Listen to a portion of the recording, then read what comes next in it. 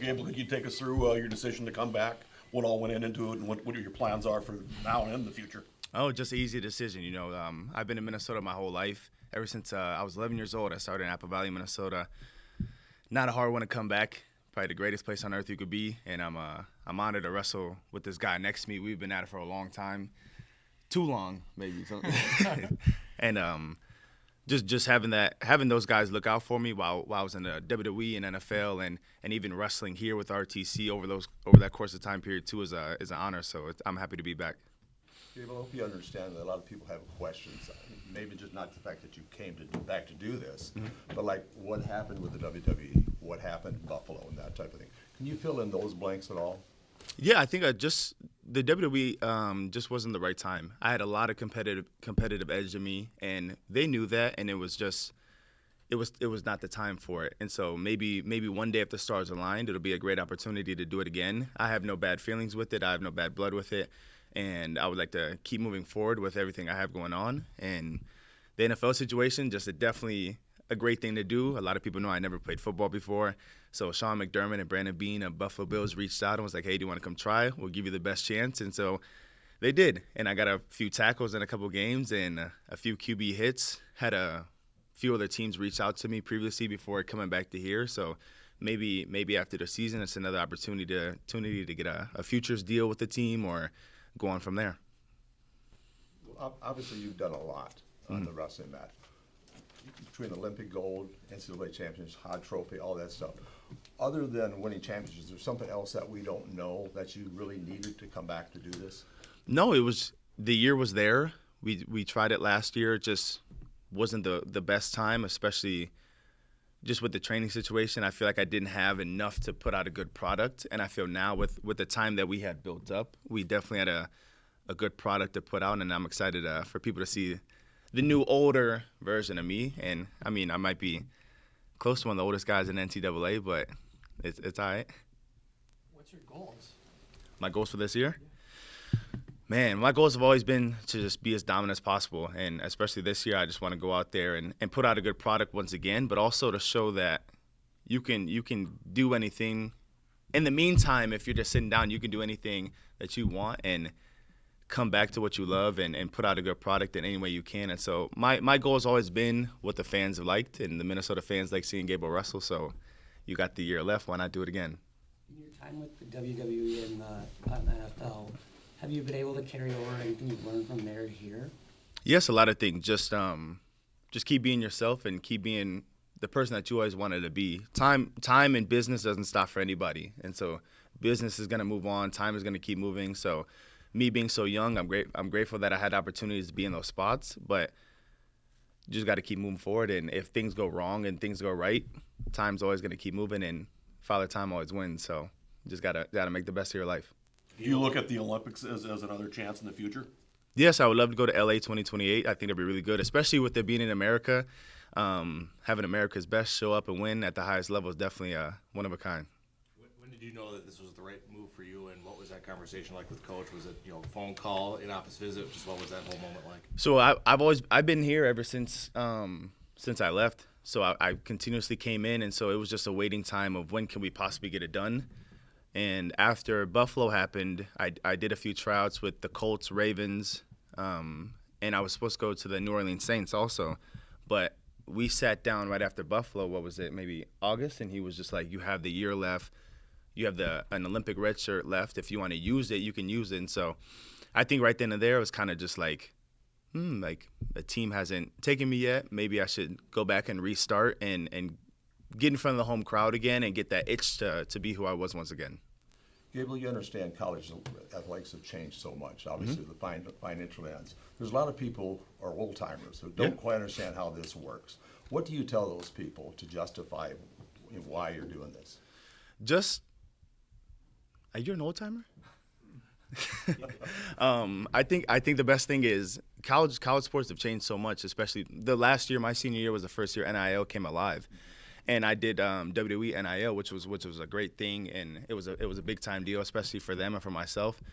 But I think what people have to realize is the landscape has changed, and things are going to always keep changing. And you got guys like Shadur Sanders and Travis Hunter, and Cameron Ward of Miami making a lot of money to come and be a collegiate athlete. And so it's a great opportunity. I'm for it, and maybe the older crowd is not, just because you come to college to get a degree, which I gratefully have 2 when I graduate in 2022. But the landscape has changed. Some people show up for dollars. Some people show up for legacy, and I'm here for legacy. And you show up for legacy, and everything else will come. Wrestling skills, obviously, it's been a long time since you've been on an amateur mat. How are you as a type of wrestler now compared to then? And what kind of Gable Steveson will we see? I think it's definitely a lot better. I mean, you want to partake? Yeah, I mean, this guy's not just the best in the country, but the best in the world. I think everybody's watched him wrestle, and so we get a chance. He's still been coming in the room. He's still competing with our guys.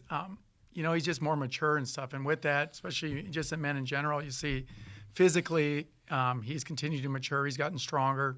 The competitive part of him, it's insane. Like I've never seen anybody like him before. He's a really easy guy to corner because he's so lighthearted, easygoing, joking. So he's very easy to be in his corner. But when it's time to come out and compete, I've never seen anybody like him. He gets up for the challenge. He's excited. He lives for that moment to be under the lights. So, yeah, he's just a more mature individual. He's stronger physically. I watch him in the room when he comes in and competes against some amazing heavyweights that we have here. And, yeah, he's ready to go. Gable, the reigning NCAA heavyweight champion, Greg Kirkland from Sibley, you obviously know him from going way back. What's your thoughts on potentially getting to face him this year? I guess it'd be the first time to be Big Ten, so you don't have them in the dual meet. But I think always wrestling Greg is a great competition. He's the reigning NCAA champion. He's the number 1 guy in the weight class, and it's always an honor and head-to-head battle to go against him. And when that time comes, that time will come. In the time that you've been back, have you done any work with Dan Chandler in the Minnesota Storm yet?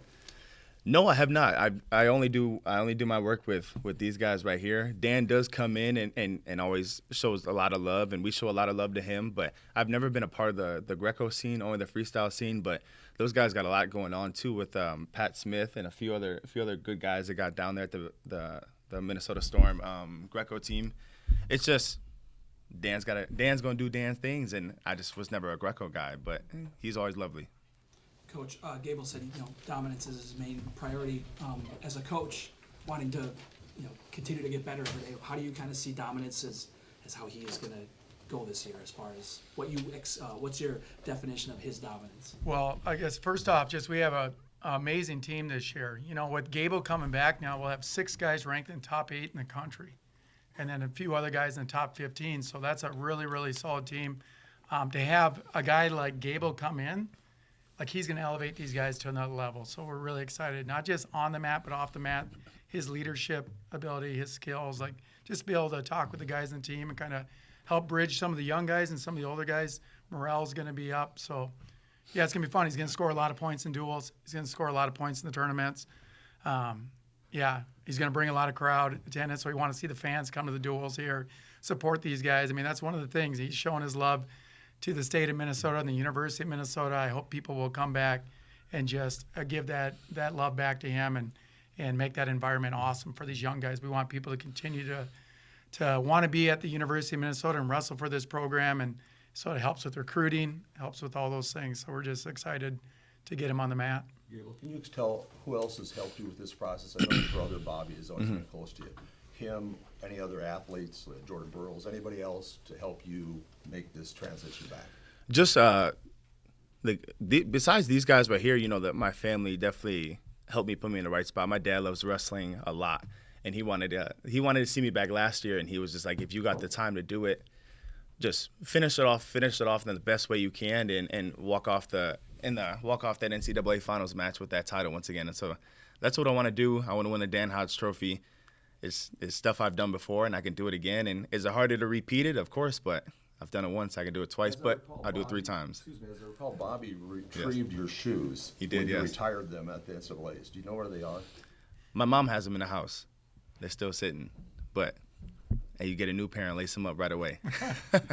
You said when the time comes, the time will come. Do you have a timeline on when you might have your first opportunity to hit the mat? I think Sunday. I'm already ready to go. I was ready to go last week, but this week I'm even more ready. And then next week I'll be more ready. And then when March comes, I'll be the most readiest man on earth with the most greatest performance you guys ever see. So I've always wanted to do it for you guys and the casual viewer at home and the diehard fans that show up every Sunday and Friday to watch us wrestle at 1 p.m. And so if people can show up Sunday at 1 p.m. and we wrestle Bucknell and I can go out there and put it in dominating fashion and show the wrestling world who I am again, that'll be the best. What do you think that emotion will be? I mean, you've been at the largest stage. Will you be nervous? Will you be excited? What do you think? Definitely excited. I've never really been one to get nervous before a wrestling match. It's just more anxious and excitement just to say, I've already showed up and sat at a building for 2 hours. Like, can I go out on the mat yet? And so that's always been the hardest thing. And I think Sunday, just put on a flawless performance and show the world who Gable Steveson is, because I know who he is. Gable, was it difficult this year not being in the Olympics when it was in Paris? And it didn't work out for you, Yeah. WWE-wise, to be there. It was it did hurt a little bit. It did sting. I mean, I would have loved to went to Paris, but just we didn't have the right amount of time to do it and to get to the trials and actually, like I talked about earlier, putting out a good product for not myself, because it's not really about winning to me. It's more about I want people to see just domination. And you can win a match 3-2 or you can win a match 15-0. I mean, I would rather have the people see 15-0 because that means you might show up again next week and now I got a fan in you for life and we can talk and have conversations about can you beat the next guy even worse. And so that's what I loved about it. I just didn't like just winning. I liked putting on a spectacle for people to see.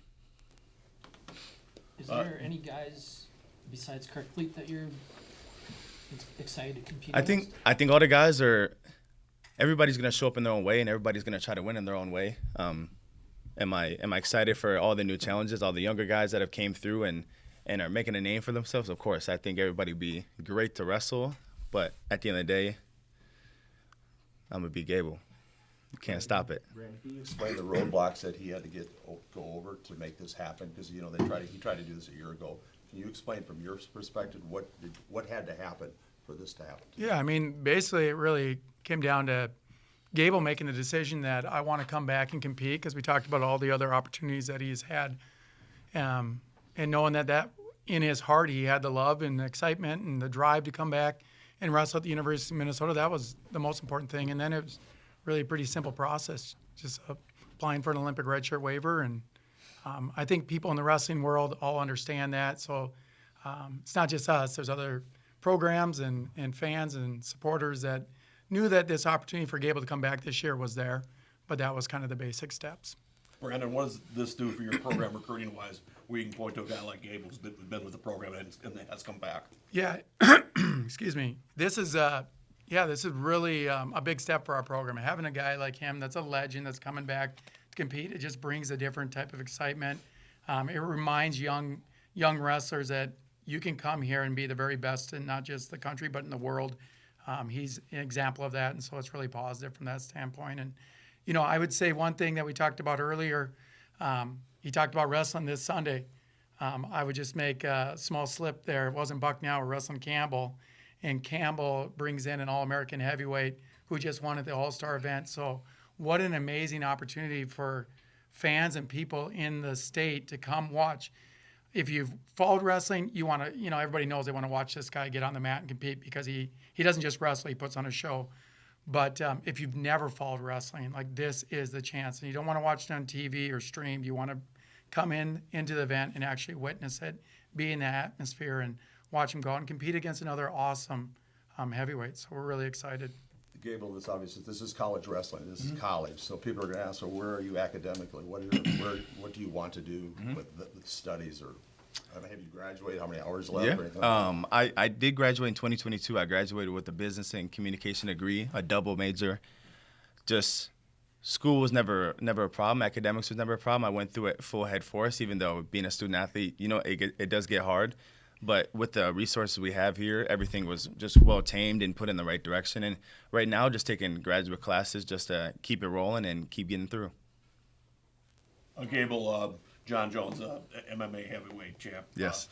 Mentioned you in a tweet afterward, saying you could be a potential champion at that sport. Yes. Does that sport interest you down the road at all? it does interest me a lot. You know, being with John was definitely an honor. You know, John is the greatest fighter of all time, and if you know fighting and you know wrestling and you're a fight fan, you know John Jones. So having him, being able to be in that cage with him Saturday and seeing that belt live in person, you know, it definitely gave me that fire back. And he was probably one of the first ones to, after I told him I was gonna, no one really knew I was gonna go back to wrestling. I told him that I was going to, and he was he was really excited, and he just sat me down and told me to keep sticking to what you know best, and it'll lead you in the right direction. And so that really put a fire back in me. And Saturday, having him beat Stipe Miocic in the third round by knockout just put a big old burn in me that I wanted to be some great too. Gable, you've called yourself a showman many times. Do you understand that even more now that you've been to the WWE and that type of thing, and why you are such a showman, why you want to be such a showman? Yeah, I just loved having people show up and watch me wrestle.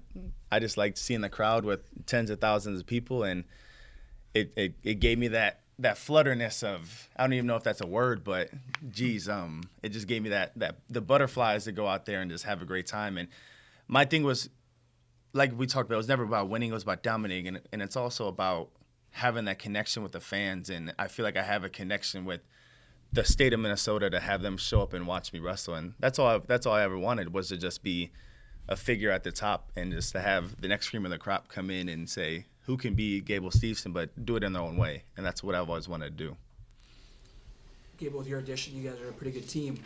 What excites you about your teammates in this year's squad? We got a lot of young guys. It's a whole new team since when I left. I mean, from Max McAnally being a freshman to we got Tommy Askey, who just transferred in, Tyler Wells, Cooper Flynn, who just came in, and Isaiah Salazar moving up to 197. We got a really great team, and I'm excited to see what we can put on the mat Sunday, but also when it comes to Big Ten season, going against Iowa and Ohio State and guys of those calibers. So I think we got the juice to get a title, and I got faith in it.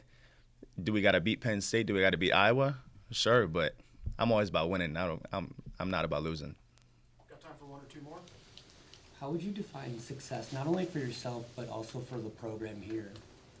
I think defining success we'll start with the program here.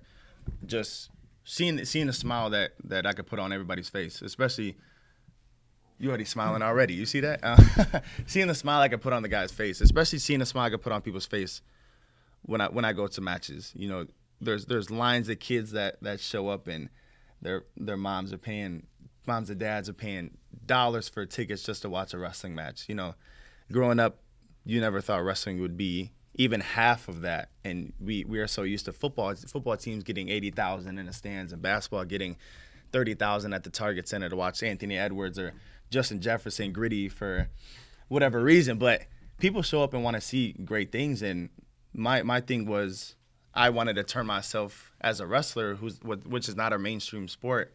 How can I become mainstream?